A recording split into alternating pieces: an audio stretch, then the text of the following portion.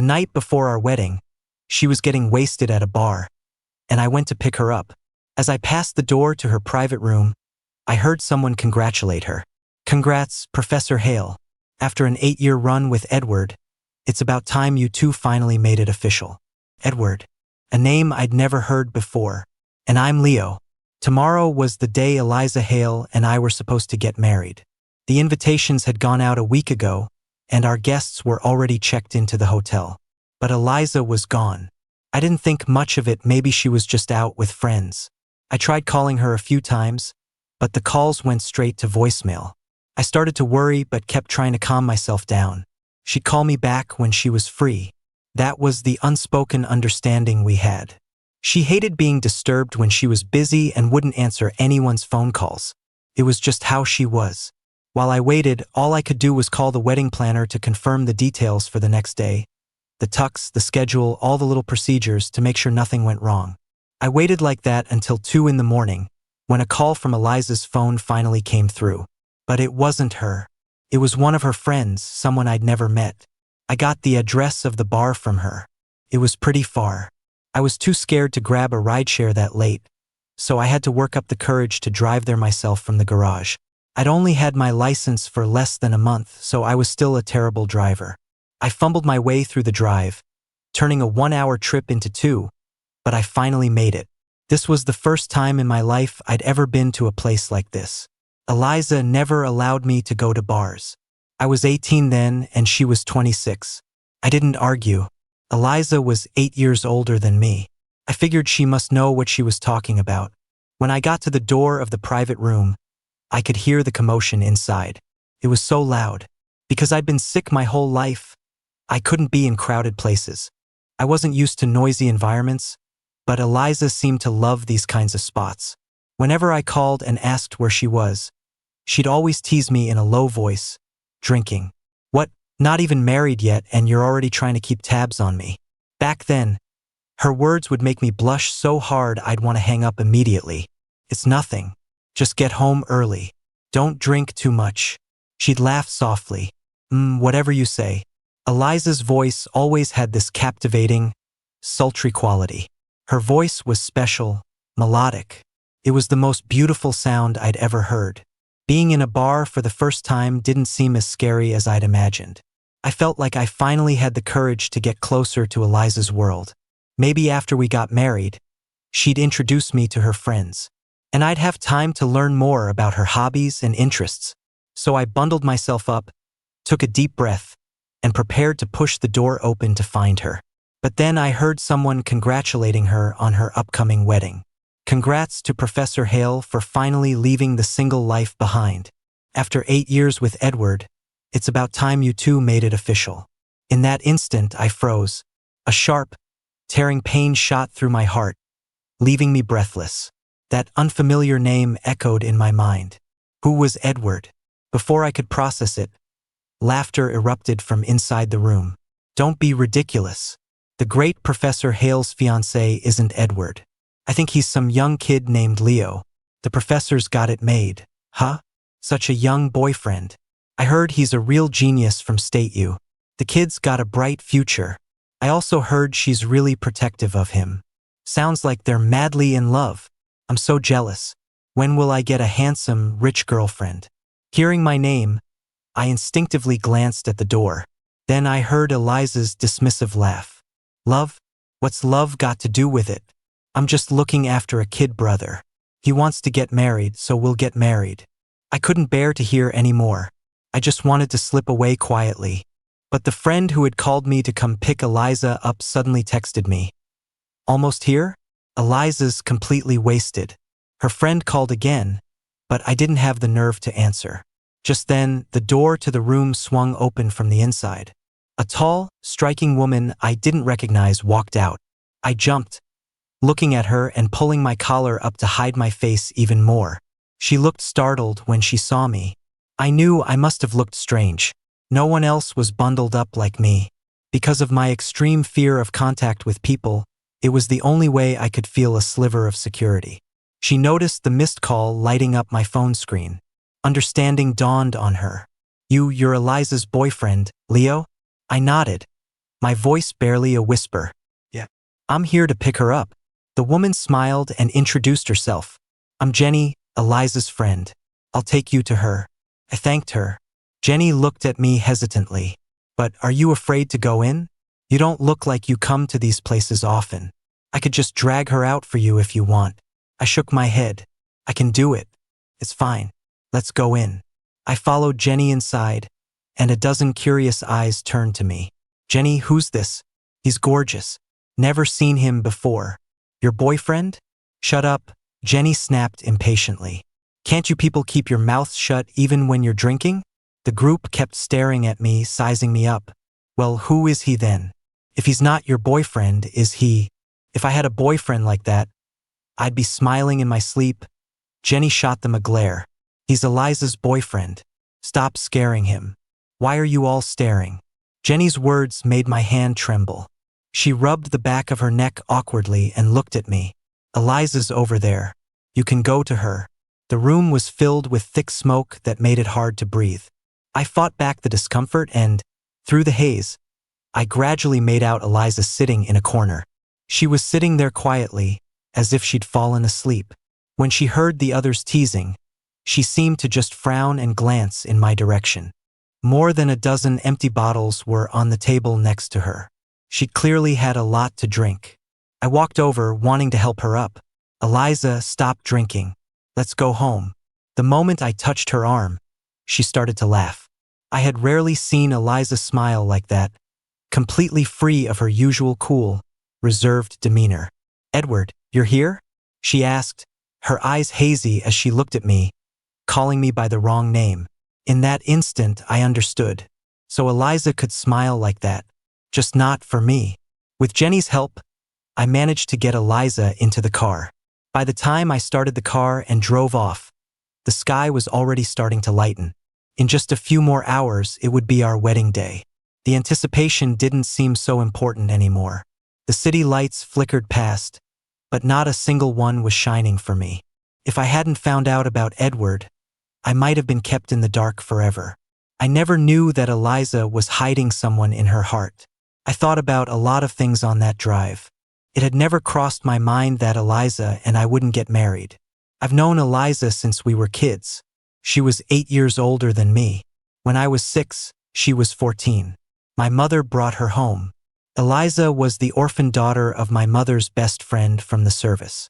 My mother couldn't bear to leave her friend's daughter alone, so she took her in. And just like that, we became a family. Back then, the older generation liked to arrange childhood engagements. Eliza and I were destined to get married. She was always mature for her age, serious and steady even as a little girl. She liked to keep her emotions hidden and never showed what she was really feeling. She never told me she liked me. I would always tell her in a soft voice, Eliza, I really, really like you. She would just reply, you're just a kid. What do you know about liking someone? Maybe I didn't know what it meant back then, but I truly saw her as the most important person in my life. She would often sigh and say, people change. Someday you won't be into my type anymore. But she didn't know. Her life could be full of different people, of infinite possibilities. Mine probably wouldn't be. Because I was sick as a child, I couldn't socialize or talk to strangers. I couldn't do the things I wanted to do, and I didn't dare to love the person I wanted to love. The word love was too heavy. For me, taking that step meant overcoming shyness, low self-esteem, and so much more. I've loved Eliza for so many years. She was too brilliant. I was never confident I could hold on to her. But one time I joked with her, Eliza, let's get married.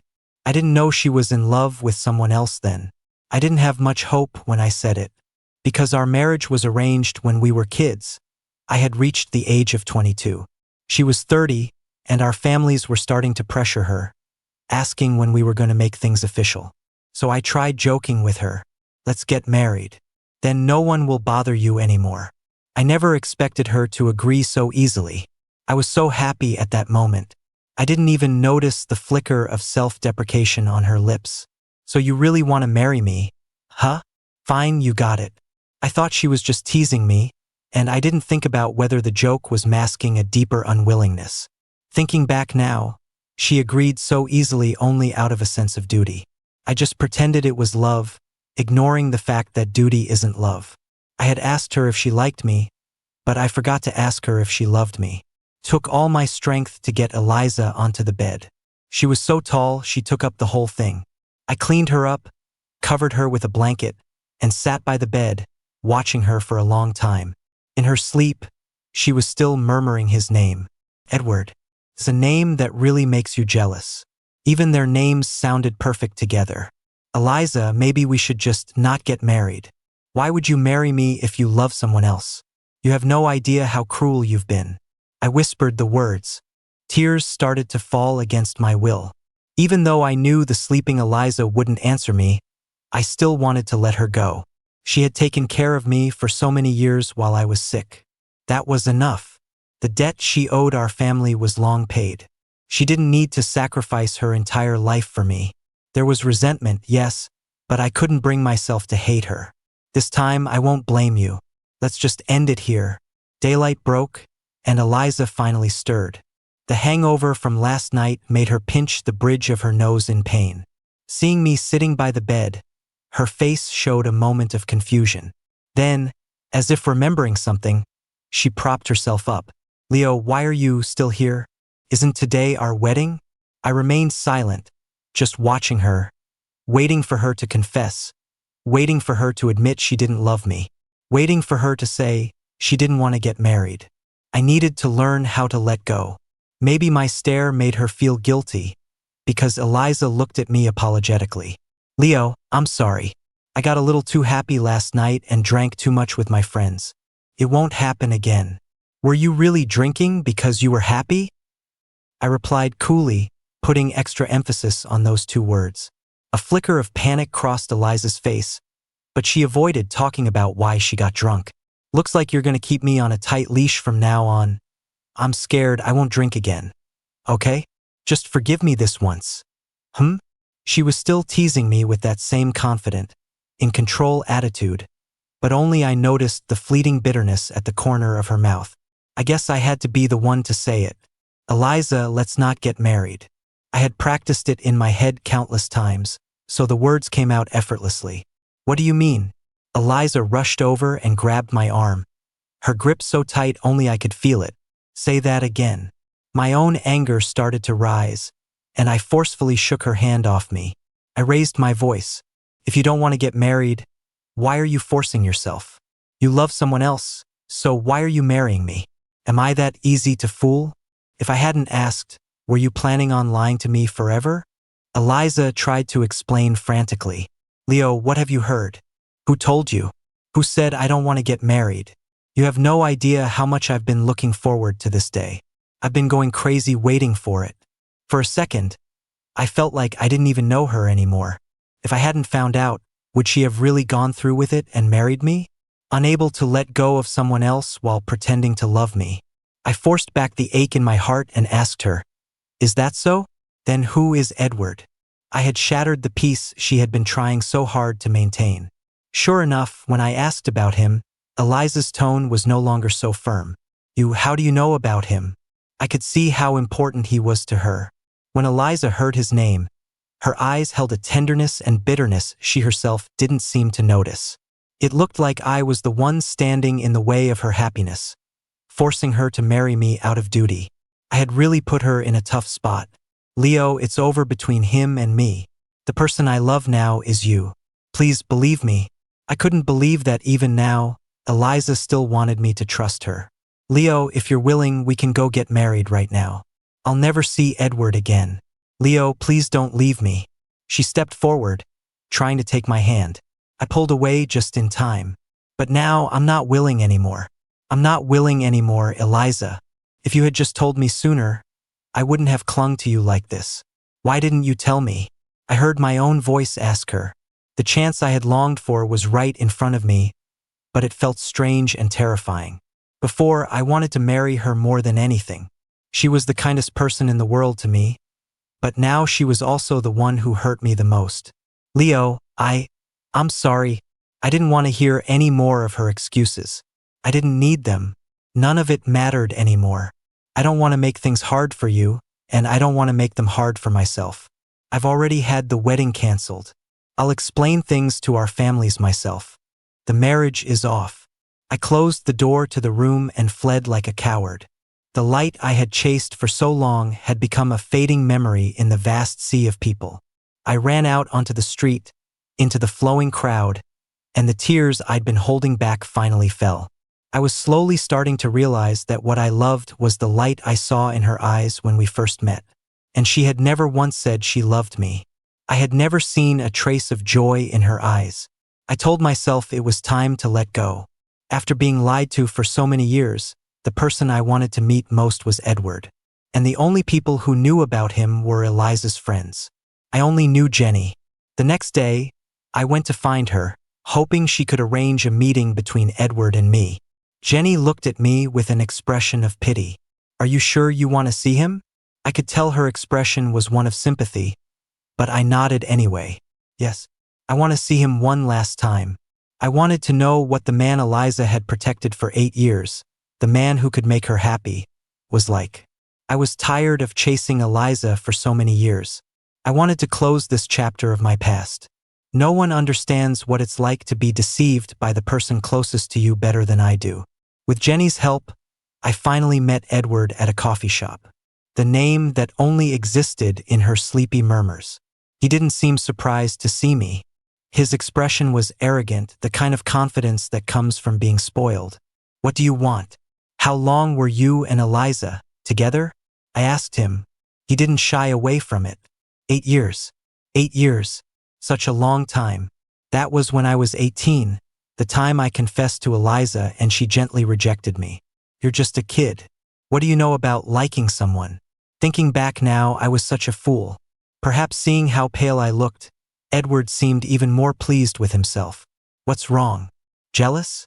He looked down on me. "What if I told you?" He stepped closer, leaning in toward my ear. "That she and I have already slept together? You'd probably die of anger, wouldn't you?" Slept together. Hearing those words, a dull ache spread through my head, and a metallic taste rose in my throat that I couldn't swallow down. I should have known. Edward looked at my expression with a hint of disdain. "Look at you, such a fragile little scholar. No wonder Eliza had to break up with me and marry you in a hurry. Edward, that's enough." Jenny's cold voice cut him off. "You and Eliza broke up a long time ago. Don't twist the facts." "Oh, Jenny, looks like you've got a thing for him too." "Huh? So much for our old friendship. Were we ever that close?" You, Edward, having lost the round with Jenny, turned his attention back to me, continuing to flaunt his history with Eliza. "If I'm not mistaken, in your entire relationship, Eliza never once told you she liked you, right?" Seeing my blank expression, he added in feigned surprise, "Don't tell me you two have never even kissed. You have no idea how passionate Eliza can be in bed." I looked at his smug face and said calmly, "Is that so? Then you're very lucky. Because frankly, I'd rather not know." I enunciated each word clearly. "Because I find it disgusting." My words made Edward's face flush with anger. He then called out smugly toward the door, "Eliza, you heard what he just said, right? And to think you were always so worried about him. A weakling like this, what's there to worry about? You couldn't even tell him about our perfectly legitimate relationship. Why? How much longer do you have to take care of him? Are you just going to throw your own life away?" "Shut up, Edward." Eliza burst through the door, stopping him from saying more. "My life is none of your business." Eliza looked at me, her eyes filled with guilt. "Leo, I'm sorry." At that moment, her gaze was too piercing. The words "perfectly legitimate" crushed me, making it hard to breathe. If their love was so legitimate, then what was I, the person with a marriage contract with her? She had used the cage of duty to casually dismiss my love. In the end, I felt like the third wheel who had broken up someone else's relationship. I finally summoned the courage to look at her one last time. "Eliza, you don't have to say you're sorry. You don't have to be responsible for me anymore. The engagement was just something our parents wanted when we were kids. It doesn't count. I'm letting you go so you can chase your own happiness. I'm letting you go, and I'm letting myself go too. I have to go. Goodbye, Eliza." For the last time, I left the coffee shop, A light rain was falling outside. I wanted to find a place to take shelter until the rain stopped. Suddenly, a sharp pain shot through my heart. The rain and wind soaked me, and my vision started to blur. I felt my limbs grow cold, as if my life was on a countdown. I saw a figure running toward me. A black trench coat was draped over my head, its unfamiliar scent overwhelming me. The next time I woke up, I was in a cold hospital bed, and Jenny was sitting next to me. "You're awake?" I was surprised. "How did I get here?" "I saw you collapse on the street when I was leaving the coffee shop this morning, so I brought you to the hospital." Jenny poured me a glass of water and handed it to me. Our fingers brushed, her skin cool to the touch, and I felt a brief moment of awkwardness. "Thanks. Thank you for bringing me here." Jenny remained silent. The atmosphere was a bit tense. I didn't know what to say, so I just smiled again. "Sorry to be a bother." "Don't mention it. I'm a doctor here. Taking care of patients is my job." I never would have guessed Jenny was a doctor. No wonder I had always smelled the faint scent of disinfectant on her the first time we met. Because I'd spent so much time in hospitals as a child, my sense of smell was quite sensitive. Jenny took the water glass from my hand and gently took my wrist. I instinctively tried to pull away, but she stopped me. "Don't move." Her tone was serious. "You're not in good health right now." Seeing her serious expression, I couldn't help but feel nervous. What's wrong? I used to have issues with social anxiety and depression, but I had gotten much better after treatment. Besides not being able to handle crowded places, I was mostly fine. I thought I didn't have any other problems. "Leo," Jenny said my name, her tone grave. "Did no one ever tell you that you have a heart condition?" "How could that be?" I never would have imagined I had a heart condition. No one had ever told me in all these years. A wave of desolation washed over me. No wonder Eliza agreed when I said we should get married. Was she worried I was going to die? Edward was right. I really was a weakling. I had dragged Eliza down and stood in the way of her happiness. I had felt some discomfort in my chest before and had even gone to the hospital for it. But I always went with Eliza, and the doctor would just tell me to get more rest, that it was nothing serious. It seems Eliza had him hide it from me. "Is it serious, Dr. Lynn?" When I asked her, my tone was tinged with an odd sense of relief. After all these years, I felt like I had gotten used to this body. Maybe I wasn't afraid of dying. I was just afraid of not even having a choice in my own death. "Don't be scared," Jenny said softly. "I'll find a way to treat you. It's still manageable right now, so don't worry." "Thank you," I said gratefully. I knew she was just trying to comfort me. I knew my own body, and I knew it was probably getting worse. Just a moment ago, my vision had blurred for a second when I looked at her, and a sharp pain had shot through my head. But I couldn't let it show. I didn't want to be treated like a patient anymore. In my 22 years of life, I had spent 18 of them in a hospital, ever since I could remember. For 18 years, I had been a burden to others without even realizing it. "Leo, are you hungry? Do you want to get something to eat?" I was lost in my own thoughts until Jenny's voice pulled me back. "I'm not hungry, Dr. Lynn. Thank you. I'd like to be discharged now." I got out of bed to go handle the paperwork, but my head suddenly spun, and I nearly fell. Jenny suddenly said, "I'm hungry." Before I could react, Jenny was already supporting me, her tone leaving no room for argument. "Sorry, but I have to insist." I instinctively rested my arm on her shoulder. "Jenny, let me go." We walked in silence as she helped me out of the hospital. I felt like a patient on display, and it was a bit embarrassing. Jenny whispered comfortingly, "You haven't eaten, so your blood sugar is low. I'll take you home after we get some food." Are all doctors this attentive? After eating with Jenny, it was already getting dark. She walked me to my front door and took out her phone, telling me to add her on Messenger. I didn't want to. I was trying to cut off everything related to Eliza, including her friends. I didn't want to get involved with them anymore. But Jenny's words made it impossible for me to refuse. She said, "Leo, you have to find your own way forward. Some people can walk with you for a while, but only you can be with yourself for a lifetime. But I don't have a lifetime. I'm sick. I finally told her, "Jenny, I don't have much time left. A lifetime is too long. So please, don't waste your time on me. Shut up. Leo, listen to me. Jenny pulled me into her arms, and my head rested on her shoulder.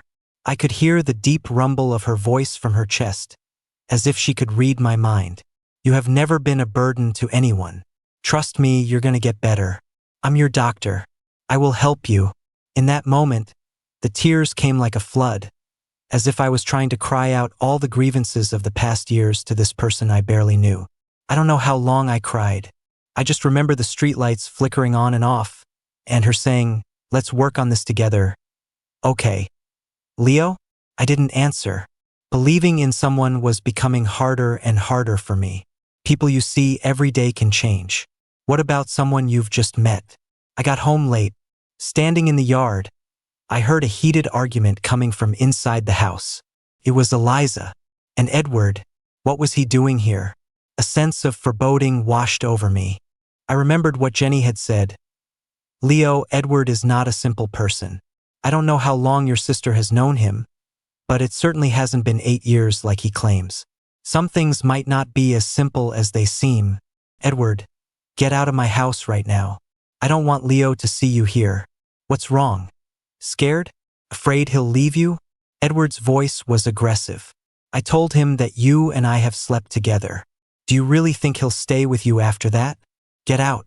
The sound of something smashing came from inside. It was Eliza throwing things. You know exactly how we ended up together. If you hadn't drugged me, how could I have ever hurt Leo? I couldn't believe this was the truth, that Edward would do something like that to her. Without thinking, I threw the door open, stormed into the room, walked right up to Edward, and slapped him across the face. What gives you the right to treat her like that? Eliza was shocked by my sudden appearance. She grabbed me and pushed me toward the bedroom. Leo, go inside. Don't get worked up over someone who doesn't matter. I'll explain everything to you later. I knew she was afraid I'd have a heart attack, that she didn't want me to get upset, but this wasn't that simple. I had to get to the bottom of it today.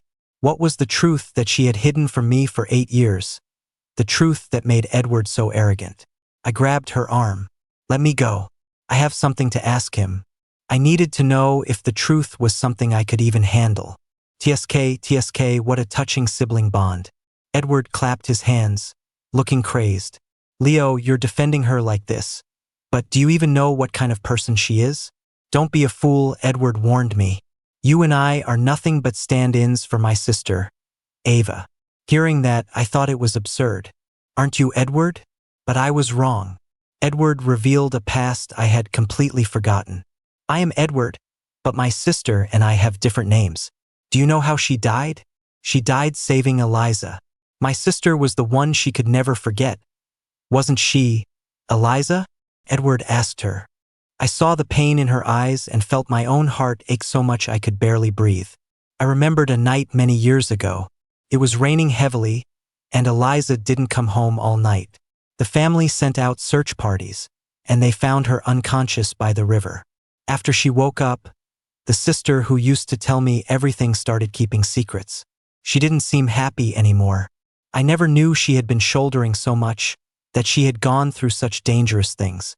Edward said Eliza would always owe his sister a life. I finally understood.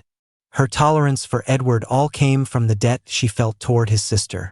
Even after being drugged, she could still keep it a secret from me for 8 years. After Edward left, I looked at Eliza, who stood dejectedly in the living room. I didn't know what to say. Any words would have felt empty and weak at that moment. I silently walked up and hugged her. I'm sorry, Eliza. Eliza hugged me back. Leo, I didn't want you to know about this. Eliza told me that at a dinner party once, she saw someone who looked exactly like the deceased Ava. Overwhelmed by guilt and the joy of seeing someone she thought was dead, she let her guard down and was drugged. When she woke up, the deed was done, and all she saw was a disheveled Edward lying beside her. She was afraid that if I knew the truth, I wouldn't be able to handle it, that it would affect my heart. So she had been in secret contact with Edward ever since. Knowing all this, it would be a lie to say I wasn't hurt. The deception was real, and the concealment was real. I didn't know how to face her anymore. Eliza, what happened? I forgive you. But from now on, let's just be brother and sister. I knew that the living could never compete with the dead. That person's place in her heart would always be more important. I couldn't accept the deception, and I couldn't trust her again. And she had also hidden my heart condition from me. I couldn't imagine if I were to be with her in the future and something similar happened, would I still have no right to know? I should have the right to make my own choices in my own life. Okay, Eliza seemed to have known what my answer would be. I'm truly sorry. Her tears fell onto my neck, silent but suffocating. Eliza, thank you for taking care of me all these years. I've been a burden to you. Because of me, you lost your freedom. From now on, I hope you can be happier. Leo, I never thought of you as a burden. I told her, I'm going home tomorrow to stay with my parents in the country.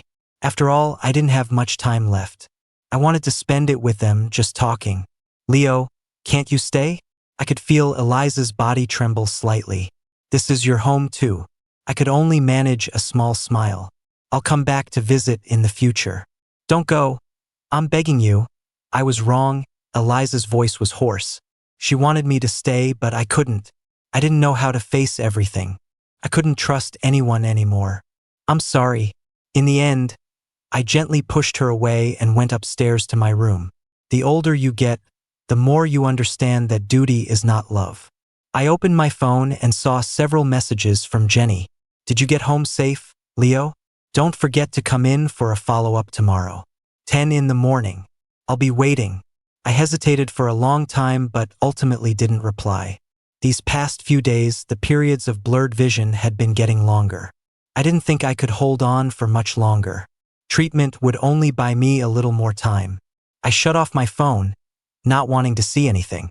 The next day, I woke up early to pack my bags. As I got out of bed, I stumbled and fell to the floor. Everything went dark. Couldn't see. Leo, what's wrong? I heard Eliza call my name, but I didn't know which direction it was coming from. I didn't want her to find out I couldn't see. I didn't want to be a burden to anyone ever again. I'm fine. I tried to act calm. Eliza, can you call a car for me? I want to go home. Eliza helped me to my feet. Leo, just this one last time, let me drive you home. Okay? You don't need a car. I couldn't argue with her, so I just nodded. Eliza went out to pack my things. I sat on the bed, trying hard to open my eyes and see clearly. I tried several times, but nothing worked. This had never happened before. Usually, my vision would return after a few minutes, but it seemed like it wouldn't this time. Another excruciating pain shot through my head, and my mind became a chaotic mess. It felt like there was a constant, noisy voice calling my name. I tried, but I couldn't wake up. I passed out. I felt like I was in a very long dream. Scenes from my childhood appeared. Due to certain experiences, I had developed social anxiety and depression. One day, my mother brought home a little girl. She said her name was Eliza, and she was my sister. My mother said that now I had a companion. At first, I didn't like her because she was older than me. I liked being alone, but she was incredibly kind to me. She wasn't loud and boisterous like other girls. They would snatch my toys and push me down on the grass. Sometimes they would even make fun of me. But Eliza was different. She would buy me toys and give me all of her things. She would go online to research what little boys liked, like model kits. Then she would buy them all for me. It was a bit childish, but it made me very happy. I didn't like to talk, but she would always try to make me laugh. At the time, I thought she was so noisy that she talked way too much. But her eyes were filled with such sincerity that I couldn't help but want to respond to her. Every time she teased me, I couldn't resist talking back. It turned out that having a sister was the most wonderful thing in the world. The scene shifted to that rainy night, and everything changed. My already mature sister became quiet and reserved. Her thoughts were no longer visible on her face. I found it harder and harder to understand her. She was still incredibly good to me, but this kindness felt different, unfamiliar, warm, yet sometimes it filled me with a baseless fear. It was like knowing that someone you thought would never leave you would one day be gone. And so you start waiting for that day to arrive. Afraid but helpless. On my 18th birthday, I confessed my feelings to her and was gently rejected. I began to understand that baseless fear, it was the fear of not being able to keep her. I gradually realized that she had never belonged to me. Until the day before the wedding, when I went to the bar to pick her up, I heard her say, "Love? What's love got to do with it? I'm just looking after a kid brother. He wants to get married, so we'll get married." My heart finally died, and I told myself to let go. All those old obsessions vanished with it. That's why I decided to go back to the countryside to be with my parents. But I couldn't see. I didn't want Eliza to find out, but the pain in my body wasn't something I could control. I passed out. I vaguely remember Eliza frantically driving, the roar of the car's engine deafening. Then came the violent sound of a collision. Time seemed to stop in that moment. The smell of blood filled the car. I couldn't tell if it was my blood or hers that wet my fingers. I couldn't move.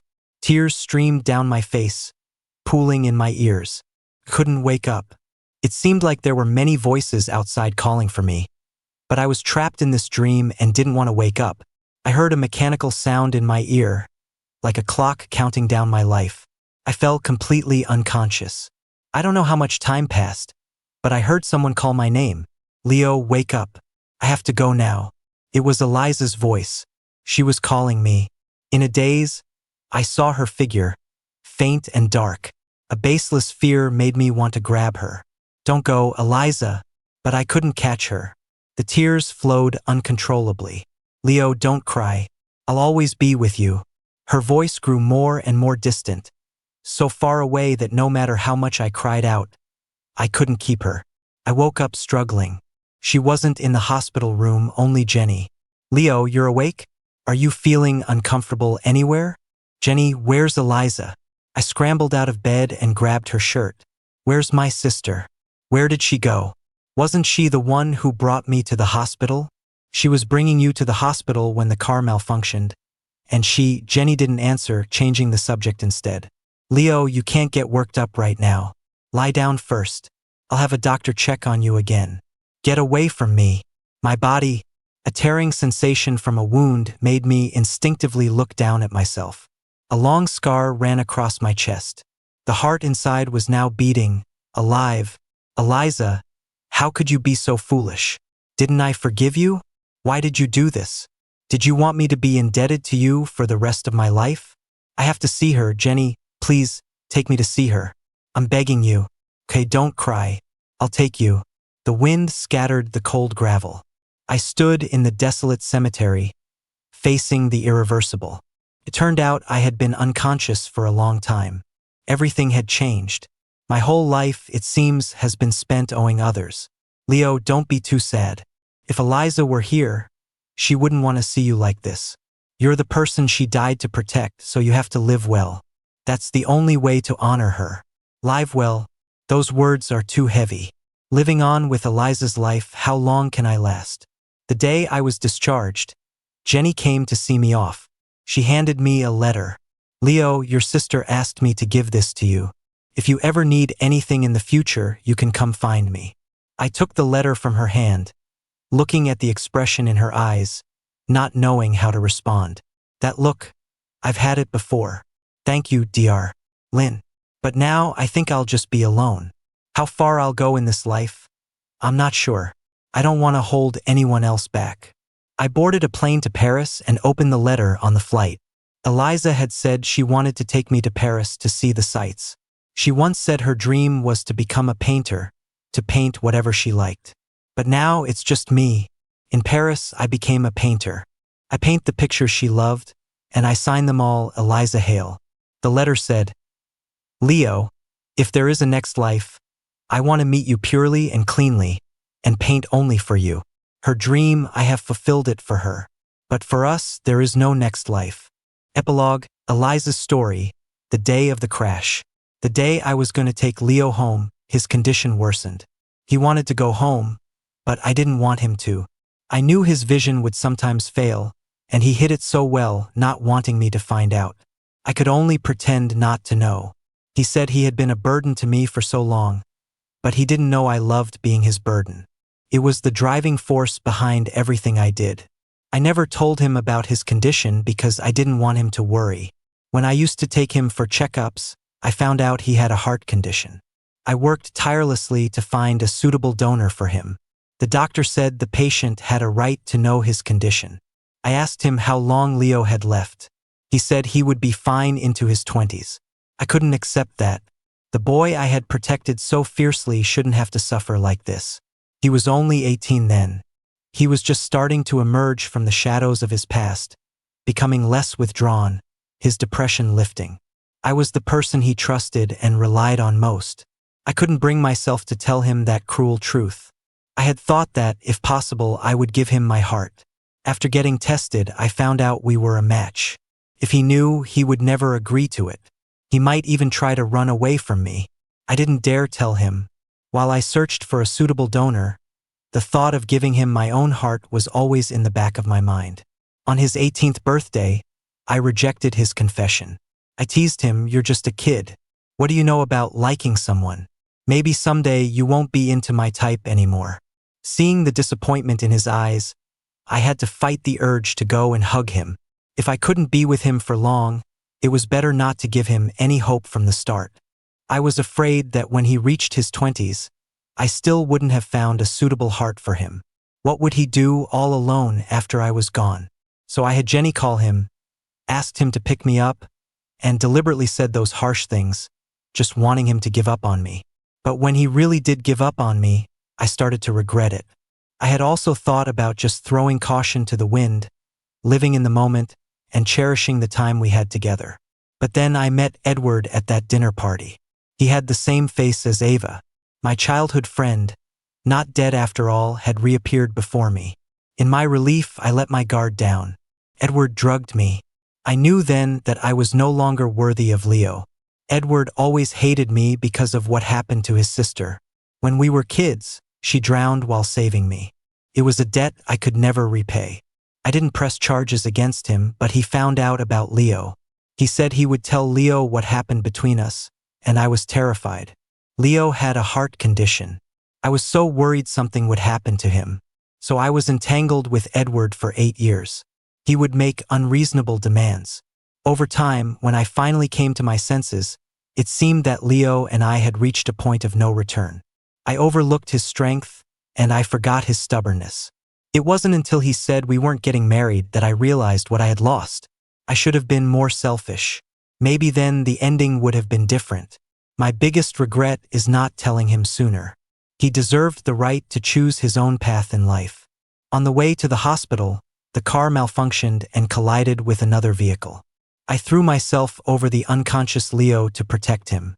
Blood flowed down my arm, onto my fingers holding him, and onto his neck. He must have smelled the blood, because he started crying in his sleep, tears seeping from the corners of his eyes. I tried to wipe his tears with my blood-stained fingers, but I couldn't get them clean. I couldn't wipe them away. I wanted to tell him not to cry, but I had no strength left. Felt like I was saying goodbye to him forever. When we were both taken to the hospital, I was still somewhat conscious. Jenny performed the surgery. I knew I wasn't going to make it. I had written a will long ago, stating that if anything happened to me, my heart would go to Leo. Jenny knew about this too. I asked her to give Leo the letter I had written long ago. I hoped that in the next life, I could meet him purely and cleanly. No deception, no secrets, no hurt. Whatever our roles, I would gladly accept. I wanted to tell him that I never loved Ava. From the very beginning, it was only him. He was never a substitute for anyone. I loved him simply because he was Leo. I loved him more than life itself. He was never my burden. He was my weakness.